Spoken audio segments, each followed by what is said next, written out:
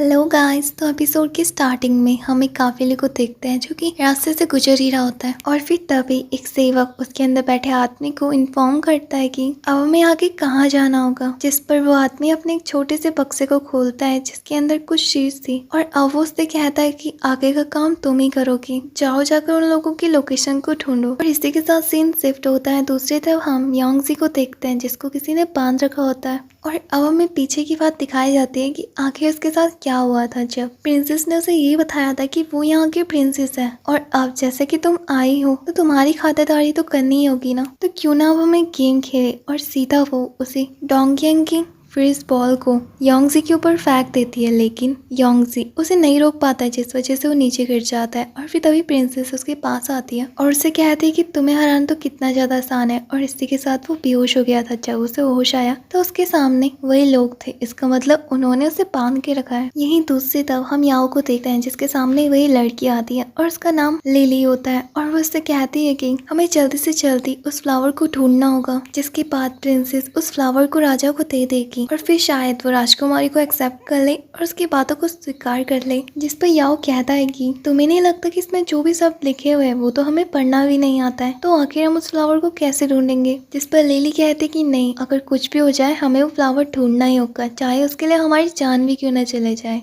लेकिन तभी उन्हें प्रिंसेस की रोने की आवाज सुनाई देती है, लेकिन जब वो बाहर निकलती है तो असल में वो हंस रही होती है क्योंकि उसे डोंगियन काफी ज्यादा पसंद आया होता है। यही दूसरी तरफ योंगजी को देखकर फिर से बेहोशी की एक्टिंग करने लग जाता है। शियोन है और अब वो डोंगियन को देखकर कहती कि सच में कितना ज्यादा क्यूट है, आज के बाद यही मेरा पेट है। लेकिन तभी उसकी नजर योंगजी पर जाती है और उसके पास आती है और डोंगियन से कहती है कि मेरा ड्रैगन क्या खाना चाहता है, क्या उसे भूख लगी है। और फिर तभी वो अपना चाकू निकालती है जिस पर योंगजी उठ जाता है और कहता है कि मैं एक्टिंग कर रहा था। और अब वो शियोन को समझाने की कोशिश करता है कि ये सब कुछ उसने जानबूझ के नहीं करा था, इसके पीछे कोई रीजन था और हम वहाँ पर गलती से आए थे, ना कि जानबूझकर। और अब शियोन डोंगियन से पूछती है कि जो भी ये कह रहा है वो सच है, तो वहाँ पर गलती से आए थे। लेकिन हम देखते हैं कि वो मना कर देता है जिस पर योंगजी को उस पर गुस्सा होने लगता है और उससे कहता है कि वो ऐसा कैसे कर सकता है। लेकिन यहाँ पर शियोन कहती है कि अब तो डोंगियन ने भी मना कर चुका है, तो चलो तुम्हारे साथ एक और गेम खेला जाए। और इसी बीच मैं भी तो देखूं मेरा निशाना कितना ज्यादा अच्छा है। और अब वो उससे कहती है कि मैं कहाँ पर मारूं।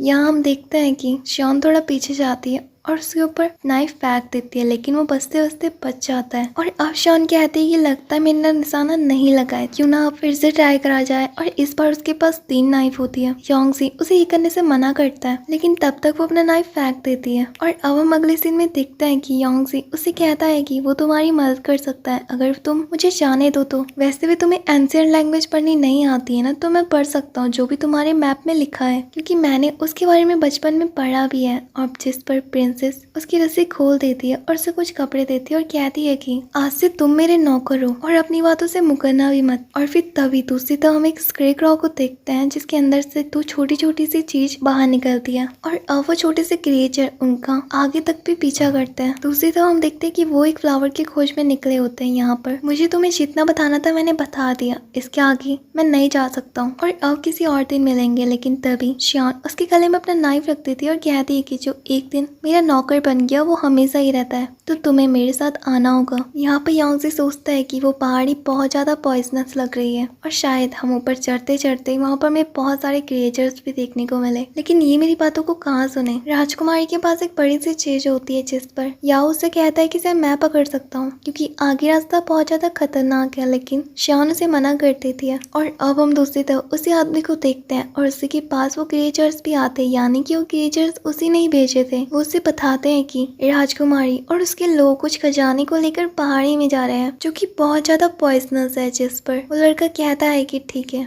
और फिर तभी वहाँ पर उसका सिपाही भी आता है जो कि उसे बताता है कि उस पहाड़ी में सच में खजाना है, बट वो बहुत ज्यादा पॉइजनस है। लेकिन जब राजकुमारी उसे लेकर वापस आएगी तो तब हम उसे ले सकते हैं। दूसरी तरफ हम शियोन और बाकी सबको देखते हैं जो कि इस पहाड़ी में पहुंच चुके थे और वहाँ का ऑरा भी काफी ज्यादा खतरनाक था, लेकिन लावा होने की वजह से वो जगह चमक भी रही थी, इसलिए वो नजारा काफी ज्यादा सुंदर भी था। और अब शियोन को ये लगता है कि वहाँ का पॉइजन और भी ज्यादा बढ़ते जा रहा है, इसलिए अब उन्हें जल्दी से जल्दी उस फ्लावर को ढूंढना होगा। इसलिए वो अपने रास्तों को डिवाइड कर देते हैं और अब शियोन के साथ योंगजी भी जाता है क्योंकि शॉन को ये लग रहा था कि वो कमजोर है और शायद वो यहाँ पर अपनी रक्षा ना कर पाए। और अब हम देखते कि वो सबके सब सारी जगह ढूंढने की कोशिश करते हैं। और अब जब शॉन और योंगजी रास्ते से जा ही रहे होते हैं कि तभी डोंग यांग आकर उन्हें रोक देता है और कहता है कि देखो मुझे क्या मिला और मेरे पीछे चलो। जिस पर शॉन कहती है कि क्या सच में तुम्हें वो फ्लावर मिल गया। और जब वो वहाँ पर पहुँचते हैं तो वहाँ पर सच में वही फ्लावर होता है जो कि काफी ज्यादा खूबसूरत था। यहाँ पे योंगजी उसे रोकता है बट शॉन उसे इग्नोर करते हुए चले जाती है। और अब योंगजी मैप पे पढ़ने लगता है।